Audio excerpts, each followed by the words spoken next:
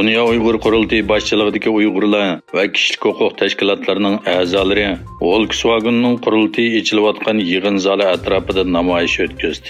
Volkswagenning qurultayı davomlashayotgan soatlarda Myunxendan kelgan va Berlinda yashayotgan bir bo'lik Uyg'urlar hamda kishilik huquq tashkilotlarining a'zolari yig'in zali atrofida namoyish o'tkazdi.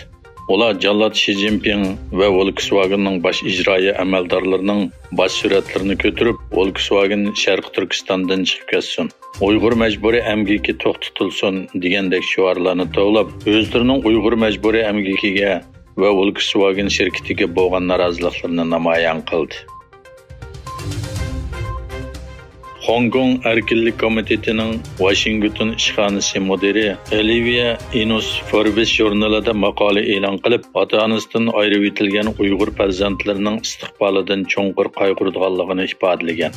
Olivia Inus Uyg'ur bolalari va ularning ota-onasini qo'g'dashning taqirsizligi nomli bu maqolasida Uyg'ur farzandlariga onalik hissiyoti bilan ko'ngil bo'lgandagi tuyg'usining boshqacha ekanligini bildirib mundaq deydi. Men bu maqolani yozayotgan chaqda tunji o'g'lim tug'ilganiga 10 hafta bo'lgan edi. Bu balam patarda men uchun muhim bir odamga aylanadi.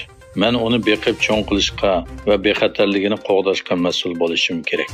Kommunist Xitoy hukumatining Uyg'urlarga yurgizayotgan irqiy qirg'inchiligi va insoniyatga qarshi jinoyatlarining vahshiyligi ham dahshatligini bilsam-mo, yangi tug'ilgan o'g'lim menga Xitoy hukumati tarafidan ota-onasidan ayirib etilgan bolalarning azobini texnik his qildirdi.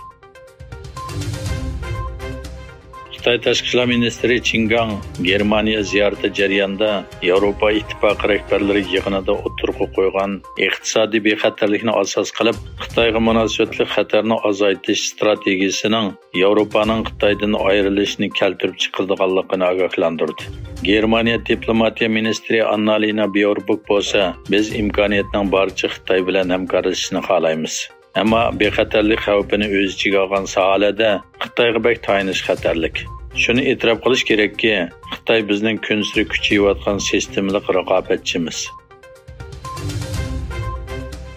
Avstraliya Ichki ishlar ministri Gerhard Karner Xitoy ijtimoiy aloqa supsi TikTokning bexatarlik andisi sababidan federatsiya darajalik hukumat xizmatchilarining telefonlarida ishlatishni cheklaganligini e'lon qildi.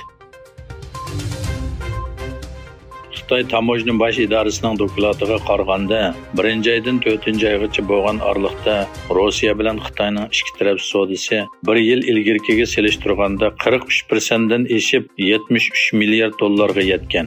Bu mezgilda Xitoyning Rossiyaga qilgan eksporti yiliga 67,2% eshib 34 milliard 600 million dollarga yetgan.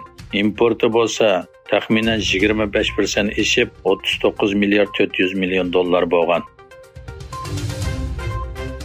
Tünügün sabiq baş ministri İmran Xonning qo'lga ilinishi bilan boshlangan Pokistondagi namoyish davlatning har qaysi shaharlarida davomlashmoqda.